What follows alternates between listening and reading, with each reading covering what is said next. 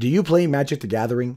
You can pre-order a booster box, fat pack, and both Planeswalker decks in one sweet, affordable bundle. Affiliate link below. Hey, what's going on, everybody? My name is Matt Jarbo. This is the Mundane Matt channel, and VidCon was a thing.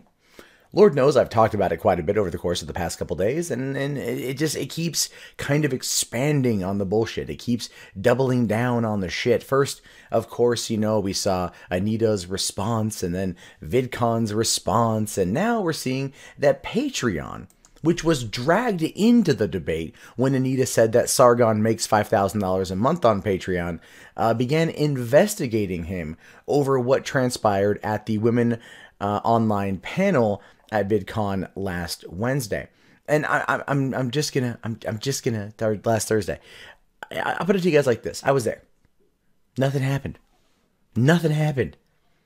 But once again, someone's Patreon is being used as a potential weapon against them because of perceived transgressions. This happened a lot at the beginning of Gamergate, when it came out that people who were pro Gamergate had Patreons, and those Patreons were happening to earn some serious money. They were happening to get a good foothold. They weren't making as much as people like, let's say, Zoe Quinn, who knowingly violates the DMCA, also used a gag order to silence her boyfriend from speaking out about the abuse she levied upon him, but she was making like $4,000 some odd a month. That was perfectly fucking fine. But it became a big debate back in 2014 with Jack Conte and Patreon and whether or not they were going to step in and shut it down. And they didn't. And as a result, many people on the pro Gamergate side have always looked at Patreon with a great deal of respect because they didn't cave to the feminist push to shut alternative voices down.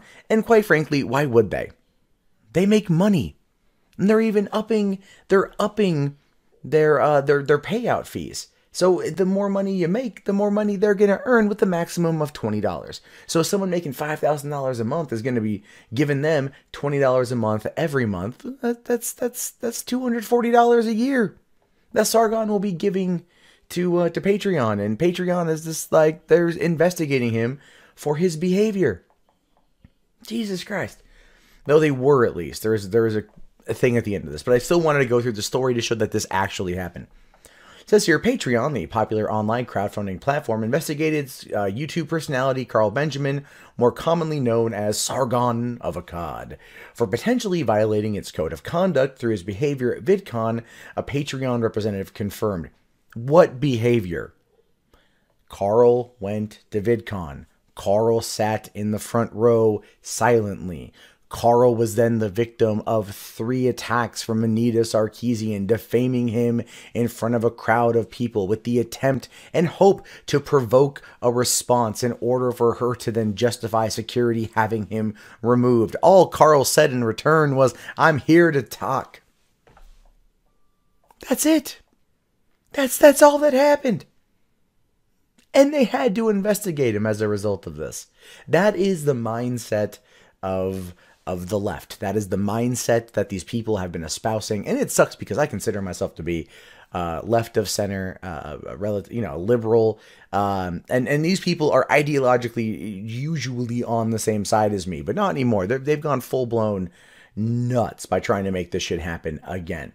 Now, here's what they said. Because of what happened at VidCon, it has been on our radar, so we have been looking into it, said Molly Starr, head of communications at Patreon.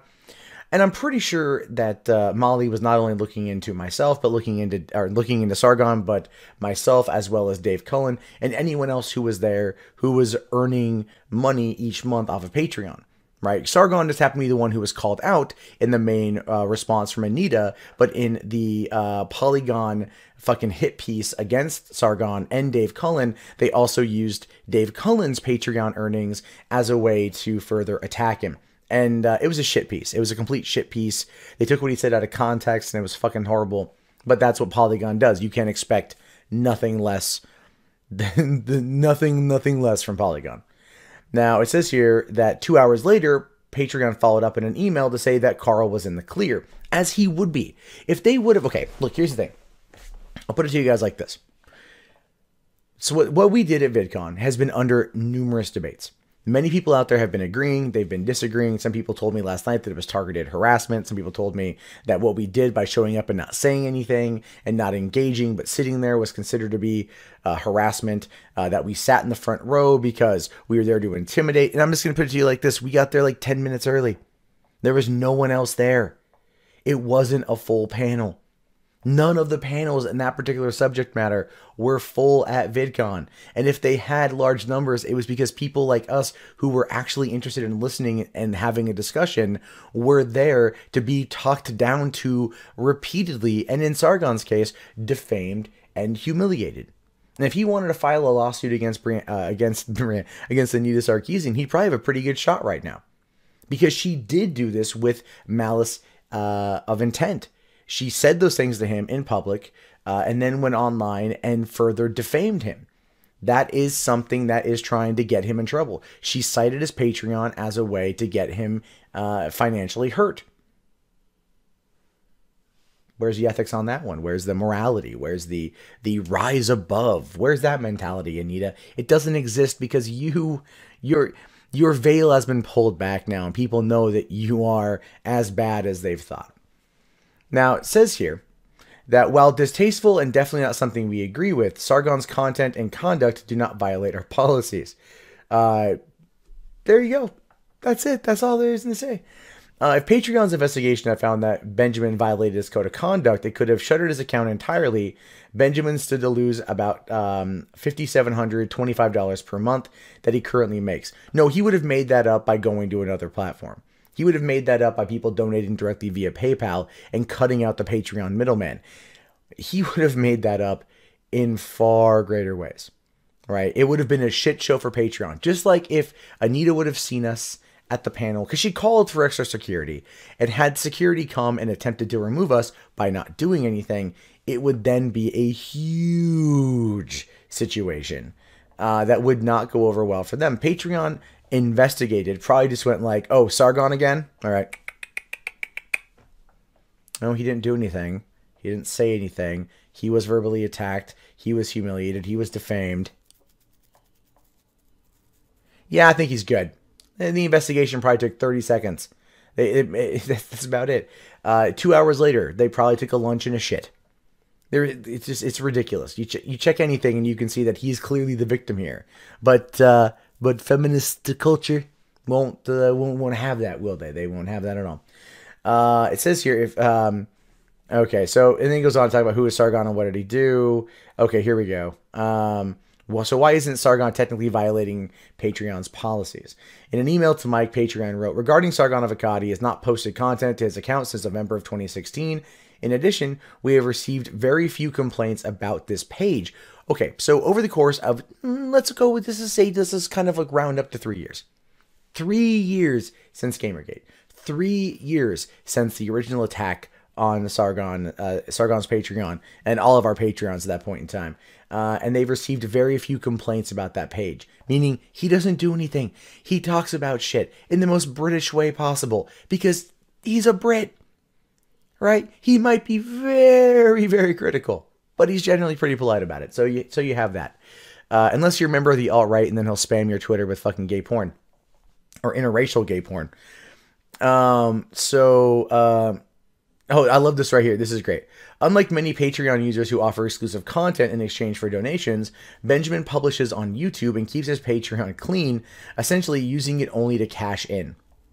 I love that. I love that right there. You know, there's no reward. It says here, if you appreciate my work and would like to reciprocate, $1 a month on Patreon is the best way. So it's going to somebody saying like, hey, you like what I do? You like what I say? Throw down $1. Throw it down. Show a little bit of love. You know, and people are like, yeah, I could live without that $1. It's perfectly fucking fine. That is the mindset here. I love that they're trying to use that as a negative. Well, many other people on Patreon decide to use it for creative ways to give back to their fans. When you produce commentary on YouTube, there's really not much you can do. It's not like I can sit there and give a Patreon reward. It's like, hey, $100 a month and I'll come to your house and I'll fucking tug you off real quick. Like, Can't do that, wouldn't do that, so don't even try to think that shit. But there's like not much we can offer except for maybe Patreon hangouts and a few other aspects of that shit. Sargon just has, look, you like me, donate, give whatever. And it's not like, and the thing is, he's upfront about it. He's upfront about it. Everything you want to know is right there. So trying to attack him is just, again, that's this Mike.com article comes across a little bit like a shit piece because of that. And it says here, okay, we do not consider attendance at a public event to violate our policies, but we understand the controversial nature of the events at VidCon have more context, and we continue to monitor those involved, meaning people like me, people like Dave Cullen, I think the Honey Badgers, and a few other people that were involved as well. We've done nothing wrong. We purposefully made that conscious effort to go in there and do nothing wrong. We went in there to watch. And people have called it targeted harassment, targeted intimidation. Christ, go to an empty panel. I mean, it wouldn't have mattered if we sat in the front or we sat in the back. There was like no one else there. It would have been seen. It would have been seen. So a bunch of friends sitting together watching a panel now is considered a bad thing. And that's my favorite bit of spin on this horse shit, is the fact that they're like, you guys went there with the express intent to intimidate Anita Sarkeesian. No, we didn't. And I'll tell you the exact reason why. Okay. This is going back to Gamergate, like fall 2015 or fall 2014, I think. Ethan Ralph, the Ralph Retort, was at a convention in Tennessee. And Brianna Wu was giving a speech. I think this was, it was 2015, I think. So fall, maybe 2015, like a year later. And he went there, and she didn't know what he looked like, or she didn't see him. He snapped a photo of her, posted it to Twitter. Someone sent it to her, and she claimed intimidation and harassment, and she had him ejected. So we agreed. We didn't want any of that. We weren't trying to do any of that. We weren't trying to intimidate. We weren't trying to harass. We weren't trying to do shit. We were simply trying to just listen and watch and see what they said. See what they said. That was it. But because Anita fired off the first shot, and then two others, and humiliated and defamed a person who did nothing wrong to her in that moment in time, his name, his reputation have been dragged through the mud. And I'm pretty sure I know Sargon well enough to know that he's enjoying this because he finds it to be funny. But then they go after his livelihood, because that is the feminist way. That is the modern feminist, modern social justice way. Go after their livelihood. During the Cat Black panel at VidCon, just earlier that day, myself, Dave Cullen, and Vernaculus were filmed by a woman yelling at us and berating us for being white men at a panel on race relation and not taking what they said with absolute agreement. We were laughing because of some of the really stupid shit coming out of their mouths. So she started recording us and trying to defame us and trying to Adria Richards us, trying to basically get us fired. As far as I know, the three of us are self-employed and we're not going to fire ourselves. So eat it. The point I'm trying to get here is that is the mentality of these people, the mentality of the extremes on both sides. But what we see more often than not coming out of the feminist camp and the social justice camp is that they want to destroy every aspect of your life that they can, especially your livelihood. They want to scorch earth it instead of engaging in a discussion, which is one of the reasons why Andy Worski talking with Francesca Ramsey, whether or not the conversation will ultimately prove to be progressive or not, was still a good thing. People still talked. They didn't sit there and run to Patreon and try to get people's livelihoods taken away because they disagreed. It's horseshit. It's absolute abject goddamn horseshit. And I'm glad Carl was in the clear, because Carl didn't do nothing. He a good boy.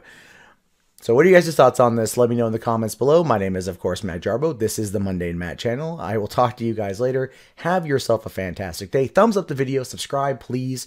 Check back daily for more content from me. Have yourself a good one. Peace out.